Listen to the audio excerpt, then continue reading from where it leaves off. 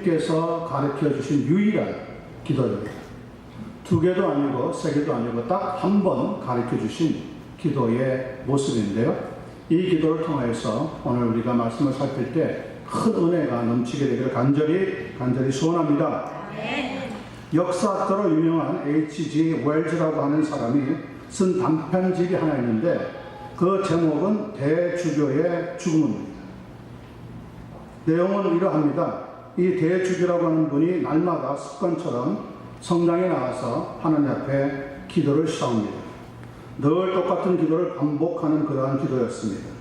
그런데 어느 날 똑같은 시간에 나가서 하나님 앞에 기도하면서 이렇게 하나님 앞에 올려드렸습니다. 전능하신 하나님 아버지요. 그런데 그 말이 떨어지자마자 바로 그 순간 하늘에서 이런 음성이 들렸다고 합니다. 그래, 무슨 일이냐? Yes, dear. What is it? What do you want? 그 음성을 듣는 순간 대주교가 얼마나 혼비백산하고 깜짝 놀랐는지 그만 덜컥 심장마비가 걸려서 그 자리에서 사망하고 말았답니다. 이 대주교는 평생 기도에 오기는 왔는데 한 번도 기도의 응답이라는 것을 생각해 본 적이 없다는 거예요. 그런데 그날 마침 하나님께서 자기의 귀에 생생하게 그래, 내가 무엇을 해주랴? 왜 부르느냐 나를? 이렇게 물어보시는 것 같은데 깜짝 놀라서 정말 하나님이 살아계시는구나 느끼는 순간에 금방 심장 마비가 와서 이 세상을 떠나게 되었다는 겁니다. 여러분들은 기도하실 때 정말 하나님이 기도에 응답하신다, 내 기도를 들으시는 하나님이 살아계신다 하는 확신을 가지고 기도하시는 건지, 아니면 이 대주교처럼 그냥 습관적으로 교회에서 다른 분들도 기도하는 거 보니까 저렇게 기도하면 되겠다, 하나의 신앙의 한 단계로서 그냥 기도 생활을 해오는 것인지, 오늘 본문 말씀을 살펴볼 때 하나님께서 우리에게 기도에 대한 교훈과 경각심을 더하여 주시는 그런 놀라운 은혜가 넘치게 되기를 예수님의 이름으로 간절히 축원합니다. 우리가 대하고 있는 본문은 누가복음 11장 1절부터 4절에도 동일하게 기록이 되어 있습니다. 한 가지 마태복음과 다른 것은 예수님께서 어느 한 곳에서 어느 날 기도를 마치셨는데 12 제자들 중에 한 사람이 나와서 이런 부탁을 드리는 겁니다. 주여, 요한이 자기 제자들에게 기도를 가르친 것처럼 우리에게도 가르쳐 주시옵소서. 당시 예수님이 계실 그때에는 스승이 있다, 랍비가 있다, 그러면 그분에게서 배우는 사람들이 기도도 배웠다고 합니다. 그래서 기도문을 적어서 주는 거죠. 천주교에서는 지금도 기도할 때 보면 기도문이라는 게 있습니다. 그래서 기도문 책이 성경만큼 두꺼워요. 그 시간, 그 장소에 맞는 기도를 찾아가지고 그 기도문을 읽는 거죠. 성공회에서도 마찬가지입니다. 기도 책이 있습니다. 기도 책이, 기도만 적어놨어요. 그 기도를 보고 그냥 읽는 거예요. 자기가 마음으로 준비하는 것도 없고, 정말 기도에 두려운 마음도 없고, 이 기도를 올려드리면 하나님이 정말 들으시고 응답한다고 하는 확신도 없는데, 그냥 예배의 한 부분이니까, 그냥 자기의 삶의 한 단계니까 하면서 그냥 기도문을 읽고 그냥 기도를 형식적으로 하는 일들이 비일비재하다는 거예요. 그래서 예수님께서는 그 질문을 받으시고 이렇게 대답하셨습니다. 너희는 기도할 때에 이렇게 하라 하시면서 아버지의 이름이 거룩히 여김을 받으시오며라고 하는 주기도문이 시작이 되게 된 겁니다. 가장 정확한 주기도문의 내용은 오늘 우리가 대하고 있는 이 마태복음 6장에 들어 있습니다. 세 단계로 나누어서 살펴볼 수 있는데요. 9절로부터 10절까지는 기도에 있어서 하나님께 어떤 자세가 필요한가 세 부분으로 나누어져 있고요. 11절로부터 13절 초반까지는 우리의 필요에 대해서는 어떻게 기도해야 되는가 역시 세 단계로 나누어져 있고요. 13절 후반 마지막에는 주기도문의 결론이면서 7번째 부분인데 모든 나라와 모든 권세와 모든 영광을 성부 하나님께 돌리는 것으로 매듭을 짓고 있습니다. 먼저 살펴보겠습니다. 9절 10절입니다. 그러므로 너희는 이렇게 기도하라. 그러므로라고 하는 것은 예수님께 제자들이 나와서 우리에게 기도를 가르쳐 주시옵소서 했기 때문에 그렇다면 너희가 이렇게 기도하라. 이렇게 맥이 연결된다는 것을 생각하시게 되길 바랍니다. 하늘에 계신 우리 아버지여, 이름이 거룩히 여김을 받으시오며, 첫 번째 하나님께 대한 기도의 내용입니다. 두 번째 나라가 임하시오며, 그리고 세 번째 뜻이 하늘에서 이루어진 것 같이 땅에서도 이루어지이다. 먼저 질문이 있습니다. 기도가 무엇입니까? 또 기도는 누구를 향하여서 드리는 것입니까? 기도는 혼자 중얼중얼하는 독백이 아니라는 것을 먼저 아셔야 합니다.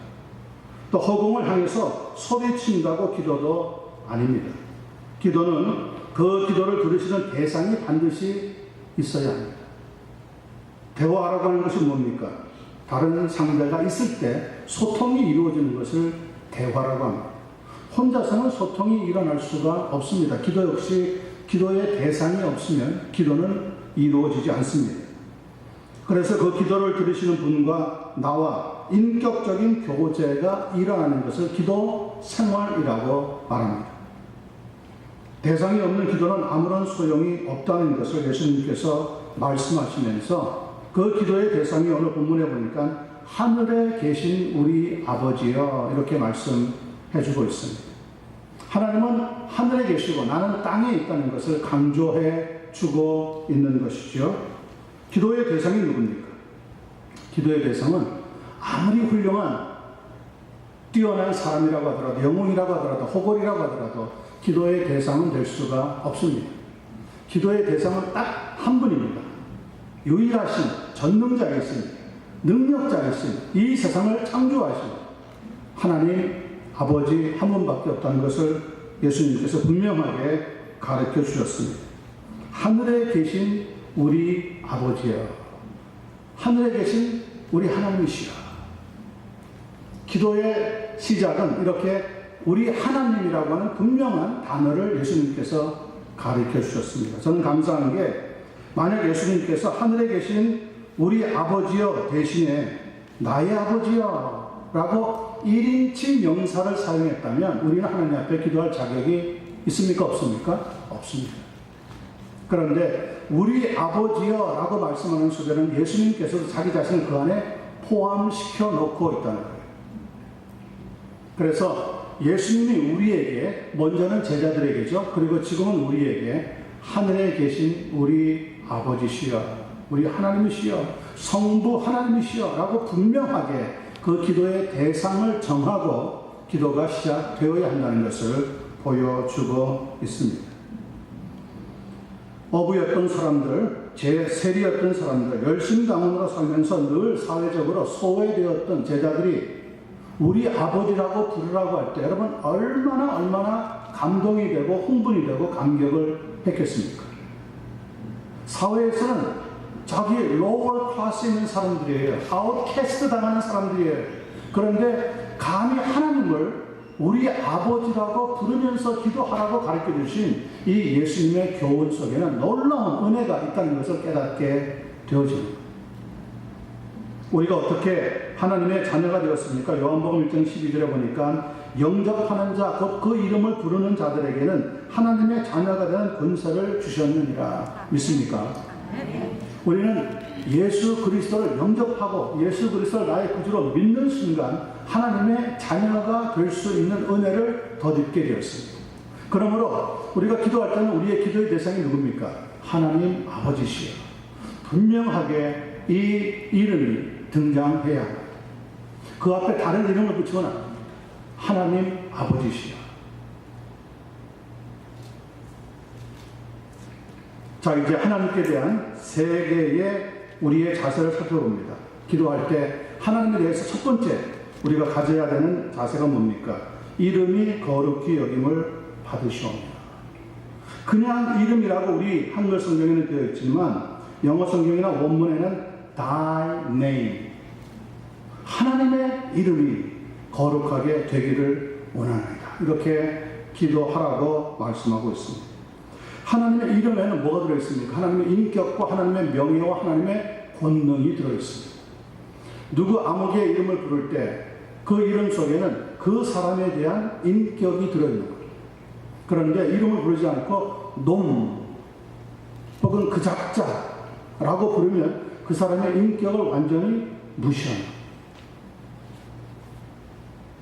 사람들 간에 보면은요, 그 사람의 이름이 버젓이 있는데도 불구하고 그냥 아무렇게나 막 불러버리는 사람들이 있어요.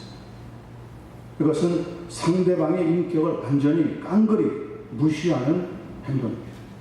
그럴 때는 절대 그렇게 되는 사람과 깊은 관계를 이어갈 수가 없습니다. 가까운 사람일수록 여러분 이 관계를 조심하셔야 돼요. 가까우면 가까울수록 상대방의 행동이나 살아온 모든 삶을 알기 때문에 쉽게 아무렇게나 대하려고 하는 것이 우리 사람에게 붙어있는 습성인데, 이것은 결코 좋은 습성은 아닙니다. 가까울수록 조심하는 인격적인 자세가 필요하다는 거죠. 하나님, 우리 아버지십니다.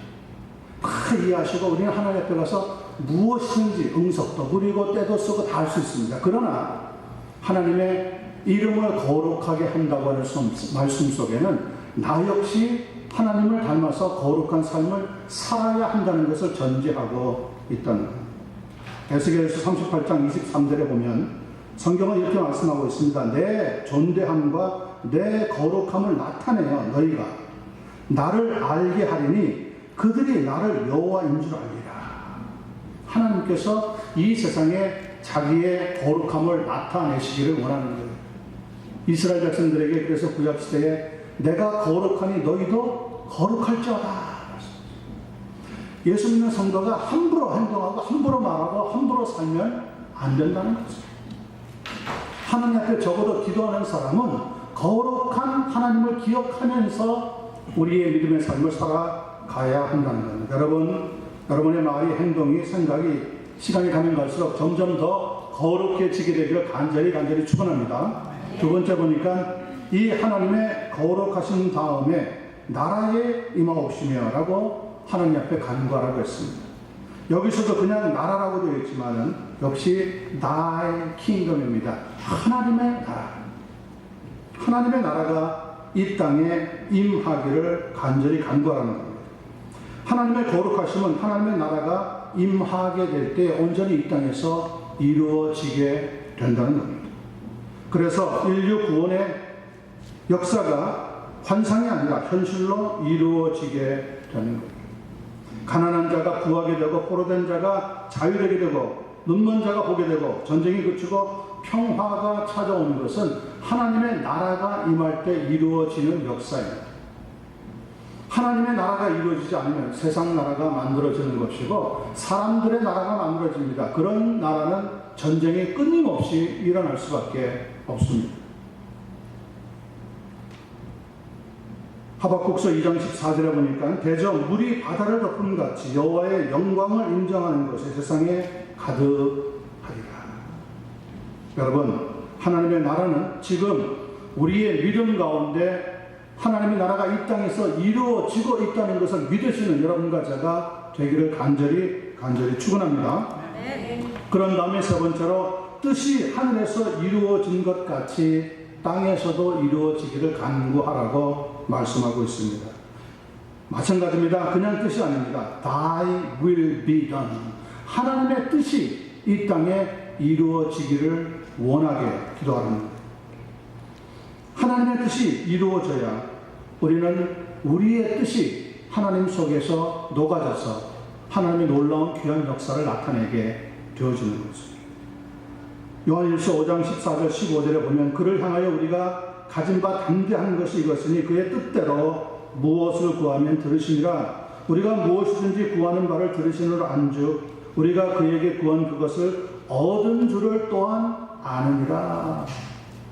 하나님의 뜻을 알고 하나님의 뜻을 붙잡고 기도할 때 그 기도에 응답의 역사가 찾아오게 된다는 거예요. 내 뜻이 아닙니다. 하나님의 뜻이 이루어지기를 간구해야 한다는 것은 예수님이 십자가상에 매달려 죽기 바로 전날 하나님 앞에 간절히 기도하면서 3번이나 하셨던 말씀입니다. 아버지여, 아버지에게는 모든 것이 가능하오니 이 잔이, 이 죽음의 잔이 내게서 물러갈 수만 있다면 물러가게 해 주시옵소서. 얼마나 기도했는지 막 땀이 흘러내리는데 피가 내리는 것 같았다고 성경은 기록하고 있습니다. 그렇게 간절히 기도하는 거예요. 이 죽음의 잔만큼은 마시지 않게 해달라. 죽음의 고통과 두려움과 상처와 아픔을 알잖아요. 그런데 그런 기도를 드릴 때마다 마지막에 기도의 내용은 뭡니까? 그러나 나의 뜻대로 나옵시고 아버지의 뜻이 이루어지기를 원하나이다. 그래서 구원의 십자가의 역사가 이루어진 거랍니다. 내 뜻이 아니에요. 하나님의 아들이신 예수님께서도 자기의 뜻을 주장하지 않았습니다. 아버지의 뜻이 이루어지기를 원하나이다. 그러면 어떻게 아버지의 뜻을 우리가 이해할 수가 있습니까? 하나님의 뜻을 알아야 하나님의 마음에 합하는 기도를 올려드릴 수 있는데, 로마서 12장 2절은 이런 교훈으로 우리에게 가르쳐주고 있습니다. 너희는 이 세대를 본받지 말고 오직 마음을 새롭게 함으로 변화를 받아 하나님의 선하시고 기뻐하시고 온전하신 뜻이 무엇인지 분별하도록 하라. 우리가 살아가다 보면 이게 내 뜻인지, 이 뜻을 구해도 괜찮은 건지 우리가 혼란스러울 때가 있단 말이에요. 그런데 어떻게 하나님의 뜻을 분별할 수 있느냐? 첫 번째 제일 중요한 것은 이 세대를 본받지 말라. 유행 따라 하지 말라는 거예요. 우리 젊은이들이 참 유행을 좋아합니다. 뭐가 하나 새롭게 탁 했다가 막 그걸 사기 위해서 미국에서 보면 밤새 줄을 서가지고 구하고 얻고 사고, 그렇게 하지 말라는 거예요. 거기에 그렇게 시간, 에너지 투자하지 말아요. 어차피 그런 것들은 지나가는 것이고, 어차피 조금만 있으면, 하루 이틀만 있으면 다 얻을 수 있는 건데 거기에 목매고 살지 말라는 거예요. 그런 귀한 시간이 있으면 차라리 뭘 하는 겁니까? 하나님 앞에 하나님의 뜻을 구하면서 간구하고 하나님의 뜻대로 살아가기 위해서 믿음 생활을 감당하는 것이 훨씬 더 아름답다는 것입니다. 이 세대를 본받지 말라. 말을 하든지 행동을 하든지 뭐가 나오든지 우리는 일단 그런 일에 관심을 갖되 그것을 본받고 그것 때문에 목을 매는 성도가 되지는 말아야 할 줄로 분명히 믿습니다. 두 번째는 오직 마음을 새롭게 함으로 변화를 받으라고 했어요. 마음을 새롭게 하라는 겁니다. 마음을. 항상 모든 문제는 어디에서부터 시작이 됩니까? 마음에서부터 시작됩니다. 이 마음에 살이 나는 마음을 딱 가지면 얼굴이 어떤 줄 아십니까? 우중충해집니다. 살기가 막 쏟아져 쓱 지나가는데 느낀대잖아요. 사람에게서 나오는 살기는 느껴진답니다. 그런데 이 모든 게 마음에서부터 출발해요. 마음은 여러분 우리 마음대로 할 수 있는 영역이 아닙니다. 마음은 하나님의 영이 들어오셔서 붙잡아 주시든지 아니면 마귀가 권세를 부려서 붙잡든지 둘 중에 하나입니다. 이 마음만큼은 우리 마음대로 됩니다. 그런데 이 마음에 하나님의 말씀이 채워지고 하나님의 사랑이 채워지고 하나님의 은혜가 채워지면 이 마음이 하나님의 뜻을 향해서 움직이게 되어 있습니다. 그런데 그 마음을 빈 채로 그냥 둔다든지 혹은 나쁜 생각, 악의적인 행동, 뭐 여러 가지 세상에서 쓸모없는 잡동사니와 같은 것들로 가득 채워나오면 이 마음에서부터 쓰레기가 나올 수밖에 없습니다. trash in, trash out. 쓰레기가 들어오면 쓰레기가 나오는 거예요. 이 마음은 우리의 마음 저장소, 여기에 여러분 하나님의 은혜로 체험받는 매일매일의 삶이 되기를 간절히 소원합니다. 아멘. 그리고 나면은 하나님의 선하시고 기뻐하시고 온전하신 뜻이 무엇인지 분별하는 힘을 얻기를 시작합니다. 그래서 우리가 하나님의 뜻이 하늘에서 이루어진 것처럼 이 땅에서도 이루어지기를 원합니다. 이렇게 기도하는 하나님의 진짜 믿음의 성도로 복된 삶을 살아가게 될 줄로 믿습니다. 네. 그런 은혜를 누리시는 여러분과 제가 되기를 간절히 기도합니다. 두 번째 파트입니다. 11절로부터 13절 초반까지입니다. 오늘 우리에게 일용할 양식을 주시옵고 우리가 우리에게 죄 지은 자를 사하여 준 것 같이 우리 죄를 사하여 주시옵고 우리를 시험에 들게 하지 마시옵고 다만 악에서 구하옵소서. 역시 앞쪽에서 하나님에 대해서 세 가지 귀중한 자세를 살펴본 것처럼 이 두 번째 파트에서는 역시 우리에게 필요한 것이 무엇인지를 세 가지로 잘 요약 정리해 주고 있습니다. 첫 번째는 우리에게 일용할 양식을 주시옵고라고 기도하라고 말씀하고 있습니다. 누가복음 11장에는 이런 말로 적어놨습니다. 날마다 일용할 양식을 주시옵고. 날마다 일용할 양식이나 그냥 일용할 양식이나 역시 같은 말입니다. 매일매일의 하루의 삶을 하나님의 힘으로 출발하고 매일매일 하루를 마실 때 역시 하나님의 은혜로 마치는 삶, 그것이 일용할 양식을 구하는 성도의 자세라는 거죠. 일용할 양식이라고 하는 말씀의 배경은 출애굽기 16장에서 함축되어 가르쳐주고 있는 내용입니다. 출애굽기 16장 4절을 보면 하나님 말씀은 이렇게 기록되어 있습니다. 때에 여호와께서 모세에게 이르시되 보라 내가 너희를 위하여 하늘에서 양식을 비같이 내리리니 백성이 나가서 일용할 것을 날마다 거둘 것이라. 이같이 하여 그들이 나의 율법을 준행하나 아니하나 내가 시험하리라. 여러분, 오늘 하루에 일용할 양식을 구할 수 있는 믿음의 자세라면 내일도 하나님 앞에 일용할 양식을 간구하는 믿음의 자세로 이어지게 된다는 거죠.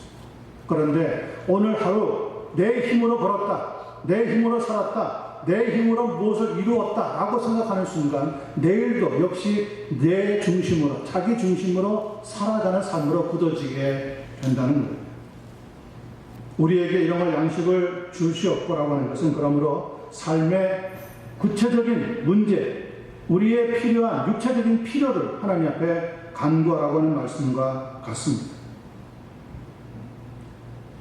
예레미야 에가서 3장 22절 23절 말씀은 우리에게 이런 교훈을 역시 동일하게 가르쳐주고 있습니다.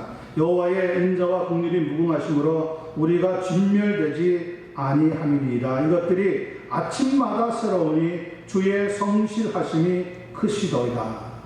여러분, 매일매일 하나님의 성실하신 은혜, 하나님의 일용하시는 양식을 주시는 축복, 그 삶을 우리가 누리기 위해서는 아침에도 저녁에도 하나님의 도우심을 간구할 수 있는 그런 성도로 삶을 살아가야 할 줄로 믿습니다. 물론 우리의 삶이 바쁘기 때문에 눈을 뜨자마자 샤워를 하고 후다닥 옷을 갈아입고 그냥 갔다 올게 하고 그냥 집을 나설 수도 있지만, 그랬을지라도 여러분 차를 타고 가는 동안에라도 하나님 앞에 기도할 수 있는 삶을 포기하지 마시기 바랍니다. 하나님, 우리 가정에 일용할 것이 필요합니다. 하나님, 제게 일용할 것이 필요합니다. 내가 일하는 일터에 일용할 것이 필요합니다. 저 혼자만이 아니라 우리는 더불어 사는 공동 생활을 사는 사람들인데 내 자신만 위해서 간구할 수 없는 거죠. 우리에게 일용할 양식을 주시옵고 하늘에 계신 우리 아버지시오. 성경은 모든 게 다 우리라고 하는 공동체 속에서 일어나는 삶을 가르쳐주고 있습니다. 우리에게 일용할 양식이 필요합니다. 누구의 도움을 얻을 수 있습니까? 내 힘으로요? 내가 아직 젊으니까요? 내가 아직 에너지가 충만하니까요? 여러분, 그렇게 한번 나가보십시오. 그 자랑할 수 있는 힘과 에너지와 용기가 얼마나 강한지. 어느 날 벽에 딱 부딪히는 날이 옵니다. 더 이상 일할 수 없는 날을 맞이하게 됩니다. 그 시간이 오면요, 아무리 내가 애를 써도 안 됩니다. 삼손이라고 하는 위대한 용사, 사사가 머리털이 출렁출렁하면서 풍성할 때는 어떤 적군이 쳐들어오더라도 물리칠 수 있는 힘이 있었습니다. 하나님께서 그 머리를 기르는 나실인의 축복 속에 내가 능력을 얻을 수 있는 비밀을 심어주리라 약속하셨습니다. 그러나 그 믿음의 비밀을 누구에게도 털어놓으면 안 되는 것이다. 그런데 이방 여인 들릴라에게 딱 붙잡혀가지고 힘의 근원이 무엇입니까? 그 힘의 비결이 무엇입니까? 비밀을 좀 말씀해 주십시오. 말을 안 해주니까 이 들릴라라고 하는 여인이 얼마나 집요하게 달라붙는지요. 눈물을 철철 흘리면서 말해주지 않는다면 나를 사랑하지 않는 거예요. 나는 더 이상 그러면 당신을 바라볼 수 없어요. 얼마나 집착적으로 달라붙었는지 결국 거기에 손을 들고 말았어요. 남자라고 하는 존재가 얼마나 허접한지 모릅니다. 여자들 눈물 보면요, 그냥 푹 주저앉아요. 여자들이 옆에서 그냥 몇 마디 말만 해주면 하루가 기분 좋았다가 또 부딪혀가지고 듣기 싫은 소리 듣고 나면 하루 종일 또 기분이 나빴다. 그래서 이 세상에 역사를 진행해 가는 것은 남자지만 그 역사를 조절하는, 요리하는 것은 여인들이 하는 것이다. 이런 말이죠. 그래서 그냥 들릴라에게 이야기해버렸어요. 내 힘의 비결은 이 머리에 있습니다. 머리를 깎으면 나는 꼼짝도 못합니다. 정말 나를 사랑하는군요. 진실을 털어놔줘서 고맙습니다. 웬걸 그 고맙다고 하는 것이 하루도 안 갔어요. 그날 밤에 술을 잔뜩 먹여가지고 삼손을 갖다가 그냥 고주망태에 넣어가지고 떨어지게 만들어 놓고 머리를 싹 밀어버렸네. 그리고는 한밤중에 소리치는 거죠. 팔레스타인, 필리스틴 적군이 찾아왔는데 어떻게 할까? 삼손이여 일어나라. 삼손이 머릿속에 든 생각이 뭡니까? 이전같이 내가 또 일어나서 내 힘으로 물리쳐버리다. 탁 일어나서 힘을 쓰려고 하는데 자기 몸속에 힘이 한 털도 안 남아있는 거예요. 그냥 온 몸이 쭉 쳐지는 거예요. 이게 어떻게 된 것이? 그러는 사이에 어느새 붙잡혀 버렸어요. 성경은 뭐라고 얘기했습니까? 성령께서 이미 그를 떠난 것을 삼손이 알지 못하더라. 여러분, 내 힘으로 한다는 것은요, 한계가 있어요. 어느 날 데드 엔드를 딱 만나는 날이에요. 그래서 힘을 못 써요. 우리는 일용할 양식을 간구하는 성도들은 매일매일 하나님의 도우심을 간구할 수 있는 지혜로운 삶을 살아가야 하는 줄로 믿습니다. 하나님께서는 우리를 매일매일 도우시기를 기뻐하신다는 것을 분명히 믿으시면서 기도생활, 믿음생활 감당해 나가는 여러분과 제가 되기를 간절히 축원합니다. 두 번째, 우리에게 필요한 걸 구하는 것 다음에 나옵니다. 12절에 보니까 우리가 우리에게 죄 지은 자를 사하여 준 것 같이 우리 죄를 사하여 주옵시고, 이렇게 기도하라고 가르쳐 주셨습니다. 얼마나 부담스러운 기도입니까? 세상에 용서한다는 것이 쉬운 줄 아세요? 용서만큼 어려운 게 없어요.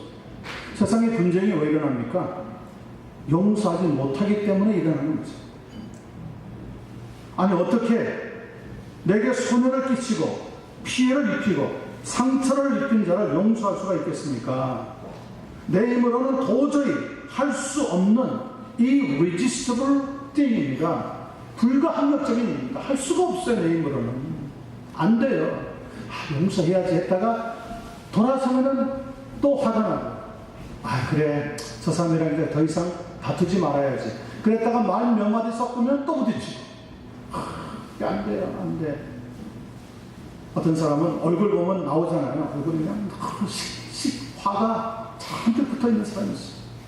누구든지 만나면 그냥 그 화가 그냥 도끼가 변해가지고 팍 던져지는 사람이 있어요. 근데 어떤 사람은 우리 권사님 같은 경우 얼굴에 늘 웃음이 들어있어요. 만나는 사람들이 행복해요. 감사해요. 오늘 아침에 여러분들 얼굴 보니까 우중충하지 않고 밝은 날 태양 아래 환하게 빛나는 복된 얼굴인 줄로 믿습니다. 아멘. 아멘 안 하시는 분들은 왜 안 하십니까? 여러분, 웃는 얼굴에 침뱉겠습니다. 조금 실수해도 그냥 웃으면서 감사합니다, 제가 열심히 노력하고 고치겠습니다 하면은 하나님의 은혜가 임하고 또 임하게 되는 줄로 믿습니다. 누가 네게 혐의가 있거든 서로 용납하여 피차 용서하되 주께서 너희를 용서하신 것 같이 너희도 그리하고 이 모든 것 위에 사랑을 더하라고 말씀하고 있습니다. 용서한다 말로는 하는데 그 다음에 안 되는 게 뭡니까? 그 위에 사랑을 얹지 못하기 때문에. 그런데 우리 자녀들은 어떻습니까? 잘못하고 나면 용서하죠. 그냥 용서가 나는 게 아니라 그 다음에 또 받아주고 더 좋은 것을 주게 됩니다. 그게 뭡니까? 그게 사랑입니다. 그게 사랑입니다.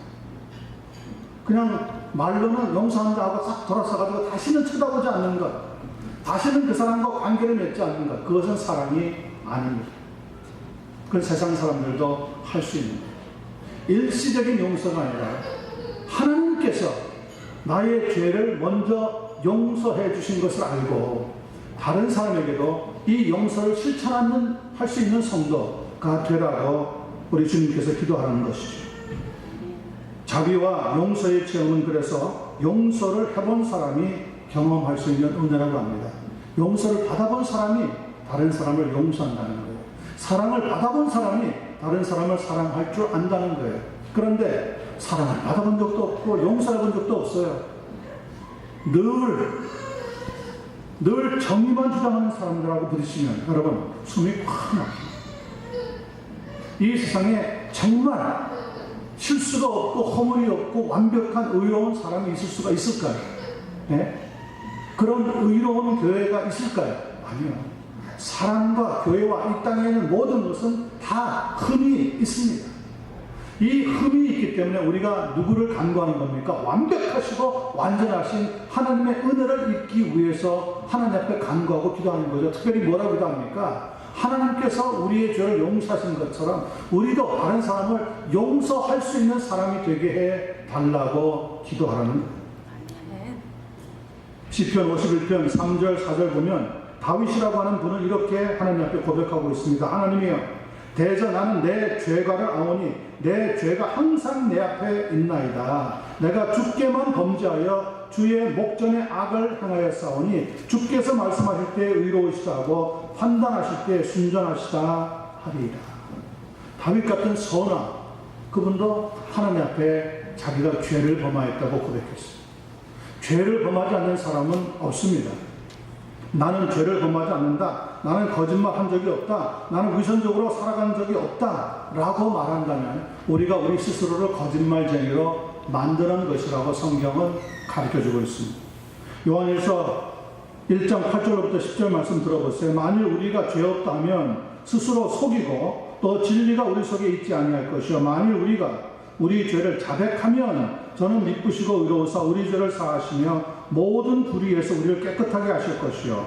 만일 우리가 범죄하지 아니하였다 하면 하나님을 거짓말하는 자로 만드는 것이니 또한 그의 말씀이 우리 속에 있지 아니하니라. 내가 왜 용서해야 돼? 내가 왜 저 사람을 그냥 덮어줘야 돼? 그것은 우리가 하나님으로부터 먼저 용서를 받았기 때문에, 우리가 먼저 하나님으로부터 사랑을 받았기 때문에 그렇다. 용서하는 그곳에 화평이 이루어지고 용서하는 그곳에 하나님의 나라가 이루어지게 되어집니다. 여러분, 늘 용서할 수 있는 그런 마음을 가지고 기도생활 감당해 나갈 때 하나님께서는 우리에게 기도의 응답의 역사를 속히 허락해 주게 될 줄 믿습니다. 그런 은혜와 복을 누리시는 여러분과 제가 되기를 예수님의 이름으로 간절히 축원합니다. 우리의 필요를 위해서 마지막으로 기도하는 겁니다. 6번째 보니까 우리를 시험에 들게 마시고 다만 악에서 구하옵소서, 이렇게 기도하라고 합니다. 여러분, 시험에는 두 가지 종류가 있다고 말씀드렸습니다. 하나는 시련이고 다른 하나는 유혹입니다. 시련이라고 하는 것은 하나님께서 주시는 하나의 시험입니다. 이것은 테스트 개념으로 이해하면 맞습니다. 공부를 열심히 하고 나서 나중에 점수를 얻기 전에 우리가 최종적으로 치르는 게 뭡니까? 테스트입니다. 그때 시험을 보는 거예요. 그래서 시험의 성적에 따라서 A를 받기도 하고 B를 받기도 하고 C를 받기도 하는 거죠. 하나님께서 우리도 일정 기간 믿음의 삶을 쭉 살게 하시다가 어느 날 시련이라고 하는 시험 과목을 툭 주시는 거예요. 그래서 우리 주변에 막 어지럽고 힘들고 아프고 고통스러운 문제가 막 다가옵니다. 그때 이 시험을 통과하기 위해서는 하나님의 말씀으로 승리해야. 그래서 하나님이 주시는 시련은 우리를 믿음에서 떨어지게 하는 게 아니라 믿음을 더욱 단단하게 만드는 하나님의 도구가 되어지는 겁니다. 여러분, 성도에게는 시험이 있습니까? 없습니까? 없습니다. 하나님은 절대로 우리를 시험하시지 않는다고 말씀합니다. 우리에게 다가오는 시험이라고 하는 하나님의 시련은 어떤 것이라고 말했습니까? 고린도전서 10장 13절에 보면 사람이 감당하지 못할 시험은 주시지 않는다고 했어요. 하나님은 우리가 믿음 떨어지는 거 원하지 않습니다. 그러면 어떤 시험입니까? 하나님이 주시는 시험은 우리를 단련시키는 시련이에요. 디스플린하는 거예요. 그래서 더 확실한 믿음을 붙잡고 하나님의 이름을 붙잡는 성도가 되게 하는 것으로 믿습니다. 요셉이나 욥이 만났던 시험이 바로 시련이었습니다. 이 두 사람이 실패했습니까? 아닙니다. 그 시련이라고 하는 시험이 올 때 지금까지 가지고 있던 믿음으로 넉넉하게 이겨내고 승리해서 하나님 앞에 영광을 돌렸던 사람. 또 하나의 시험은 유혹이라고 하는 겁니다. temptation이죠. 유혹은 사탄이 주는 것입니다. 그러므로 우리가 가지고 있는 지금 현 믿음의 위치에서 떨어지게 만드는 거예요. 여러분, 믿음 생활 잘 하다가 갑자기 교회 생활 안 하고 또 믿음 생활 그만두고 기도 생활 포기하게 하는 것은 하나님이 주시는 시험입니까? 마귀가 주는 시험입니까? 마귀가 주는 시험입니다. 뭐 이유는 다양합니다. 사람 때문에, 목사님 때문에, 교회 때문에, 그러나 그것은 시험입니다. 그 마귀의 유혹이 걸려드는 거예요. 그래서 믿음의 손해가 오는 것은 마귀가 주는 거예요. 그러나 믿음이 더욱 단단해지게 되는 것은 하나님의 시련입니다. 마찬가지로 아담과 하와가 만났던 시험이 바로 유혹이라고 하는 시험이었습니다. 야고보서 1장 14절 15절 보니까 오직 각 사람이 시험을 받는 것은 자기 욕심에 끌려 미혹됨이니 욕심이 잉태한 즉 죄를 낳고 죄가 장성한 즉 사망을 낳았다고 말씀하고 있습니다. 마귀의 시험에 왜 걸려듭니까? 유혹이라고 하는 시험에 자기 속에 욕심이 생겨나기 때문에 욕심을 관리하든지 죽여버리면 마귀가 주는 시험은 넉넉하게 이겨낼 수가 있습니다. 이 마귀가 주는 시험을 어떻게 이깁니까? 믿음을 단단하게 해야지만 돼요. 믿음을 붙잡지 않으면 우리는 쓰러질 수밖에 없습니다. 야고보서 4장 7절에요. 그런즉 너희는 하나님께 복종할지어다 믿음으로 마귀를 대적할지어다. 그리하면 그가 너희를 피하리라. 믿음이 없는 자에게는 마귀는 그냥 만만한 상대로 생각하고 막 달라들어요.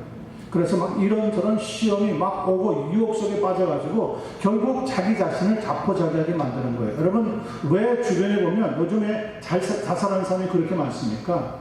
마귀의 유혹에 넘어가기 때문에. 마귀의 유혹에 넘어갈 때 뭐가 작동한다고요? 자기 속에 있는 욕심이 작동합니다. 그래서 욕심을 관리해야 됩니다. 그 끝에 보니까 이런 말씀이 나옵니다. 오직 우리를 시험 들게 마시고 다만 악에서 구하옵소서. 다만 악이라고 하는 것은 오직 악이라고 하는 범죄의 길에서 내가 빠지지 않도록 도와주시옵소서. 그런 말씀입니다. 자, 그러니까 내가 시험에 들어버리면 어디로 빠지는 겁니까? 악을 저지르는 단계로 들어가고 만다. 이거는 자동적으로 이어지는 다음 단계죠. 시험에 들었는데 시험을 스스로 이겨내는 방법은 없습니다. 누가 도와줘야 됩니까? 성령님께서 도와주셔야 돼요. 여러분이 태평양 한가운데 빠졌습니다. 아무리 수영을 잘해도 태평양을 가로질러가지고 육지까지 수영해 온다는 것은 that's impossible. 그건 불가능합니다. 누군가가 도와주어야 합니다. 시험에 빠졌을 때 믿음을 굳게 해서 이 믿음의 주인공 되시는 하나님께 도움을 간구하고 하나님의 능력의 성격을 딱 붙잡아야지만 다시 믿음의 자리로 원래의 자리로 다시 돌아오게 되는 줄 확실히 믿습니다. 아멘. 이 악이라고 하는 데 대해서 두 가지 의견이 있더라고요. 켈빈 목사님은 이 악을 the evil이라고 했기 때문에 the라고 하는 것은 definite article이죠. 딱 하나밖에 없다는 거예요. 그러니까 이 악을 주는 존재인 사탄이다. 이렇게 정의를 하고 있고요. 또 한 분 마틴 로이드 존스 목사님은 사탄도 포함되지만 그 사탄을 통하여서 이 세상에 나타나고 있는 모든 유형의 죄악들을 말한다. 두 개 다 맞는 말인 것 같아요. 악을 우리 사회에 사람에게 던지고 유혹하는 것은 마귀의 사탄의. 그런데 그 악을 통하여서 우리가 영향을 받으면 우리도 죄를 범하게 되는 도구가 되어버리는 거죠. 그러므로 하나님 앞에 간절히 간구하실 때 시험이라고 하는 것, 유혹이라고 하는 것을 딱 사로잡힐 때 하나님 앞에 구하셔야 됩니다. 하나님, 내가 죄악으로 행하지 않도록 역사해 주십시오. 그럴 때 하나님께서는 우리를 붙잡아 이끌어 주시게 되는 줄로 믿습니다. 날마다 그렇게 기도하시길 바랍니다. 마지막에 봅니다. 13절 후반부입니다. 괄호 안에 딱 들어있습니다. 괄호 안에 들어있다는 것은 어느 성경 번역에는 들어있기도 하고 어느 성경 번역에는 들어있지 않기도 하다는 거예요. 그러니 우리는 이것을 괄호 안에 들어있는 것이 사실은 제일 오래된 성경 사본에서 발견되었기 때문에 괄호 안에 넣어놓고 설명하고 있는 거예요. 그러니 이것은 교회에 필요한 것이다 이런 거예요. 잘 보십시오. 뭐라고 말씀입니까? 나라와 권세와 영광이 아버지께 영원히 있사옵나이다. 아멘. 자, 나라와 권세와 영광이 아버지께 영원히 있사옵나이다 하는 거 보니까 이것은 어디와 관계되는 것이죠? 하나님의 나라가 이루어져야 하는 교회에 관한 말씀이에요. 교회에 있는 우리가 하나님 앞에서 무엇하고 간구하면서 마칩니까? 하나님의 나라와 하나님의 권세와 하나님의 영광이 우리의 모든 삶을 통하여서 다시 하나님께 돌려지기를 원합니다. 그것이 주 기도문의 결론이고 매듭입니다. 나라와 권세와 영광, 이것은 하나님께 속해 있는 요소들입니다. 그런데 이 속해 있는 요소를 교회도 일부 빌려가지고 가지고 있습니다. 교회는 하나님의 거룩함을 담아서 이 땅에서 거룩한 교회로 나서야 돼요. 하나님의 교회는 하나님의 영광을 본받아서 그 영광의 빛이 나타나야 돼요.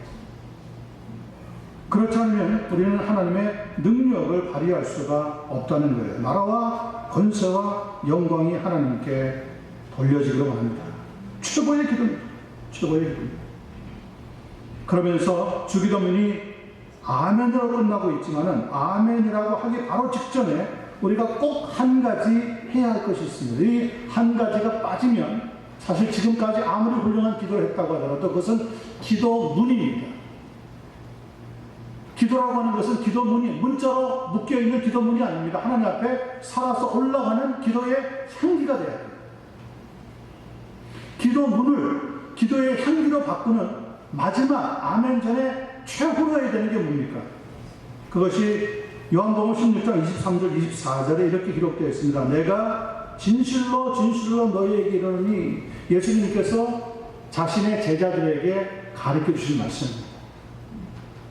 성경에서 진실로 진실로라고 하는 것은 최고의 진리를 강조할 때 쓰는 단어라고 이미 수차례 말씀을 드렸습니다. 내가 진실로 진실로 너희에게 이르노니 너희가 무엇이든지 아버지께서 구하는 것을 내 이름으로 주시리라.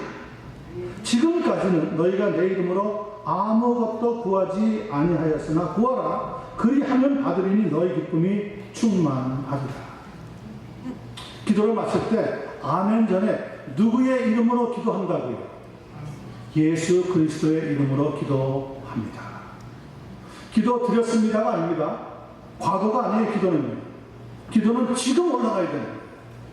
어제 기도문을 만들었어도 오늘 기도할 때는 기도 드립니다. 항상 우리의 기도는 현재입니다. 지나간 과거 죽어있는 기도가 아닙니다. 앞으로 되어질 기도가 아닙니다. 지금 at this present moment our prayer is offering to God. 하나님 앞에 올라가야 되는 기도예요. 지금. 그래서 예수 그리스도의 이름으로 기도 드리옵나이다, 아니면 기도합니다. 현재형으로 사용할 수밖에 없습니다. 그리고 나서 다 같이 끝날 때 우리는 아멘이라고. 아멘은 무슨 말입니까? 나도 그 말에 동의합니다. 나도 그렇게 믿습니다. 나도 그렇게 될 줄로 확신합니다. 그것이 아멘입니다. 여러분, 성도들이 아멘 할 때 그때 하나님의 영광이 나타납니다. 그때 하나님의 나라가 선포되는 거예요. 그때 하나님의 능력이 우리에게 부어지는 거예요. 오늘 귀한 예배를 이렇게 주님 은혜 가운데 마치게 되어서 감사합니다. 예수 그리스도의 이름으로 기도하옵나이다. 그러면 성도들은 다 같이 한 목소리로 뭐라고 합니까? 아멘. 아멘. 그때 하나님이 그래, 그 기도를 내가 접수하마 받아주셔서 우리에게 그 다음에는 응답의 역사를 우리 각자에게 필요한 만큼 부어주시게 되는 겁니다. 저는 우리 하나님께서 우리의 기도를 지금 이 시간에 듣고 있는 것을 믿습니다. 그리고 하나님 앞에 세 가지 자세를 가지고 나아가고 우리의 필요를 세 가지 형태로 간구할 때 이 모든 것이 합쳐져서 나라와 권세와 영광이 하나님께 돌려지는, 그래서 우리에게는 기도의 응답으로 나타나는 그런 축복이 매일매일 있게 되는 우리 성도들의 삶, 우리 교회의 삶이 되어지기를 예수님의 이름으로 간절히 축원합니다. 아멘. 기도하겠습니다.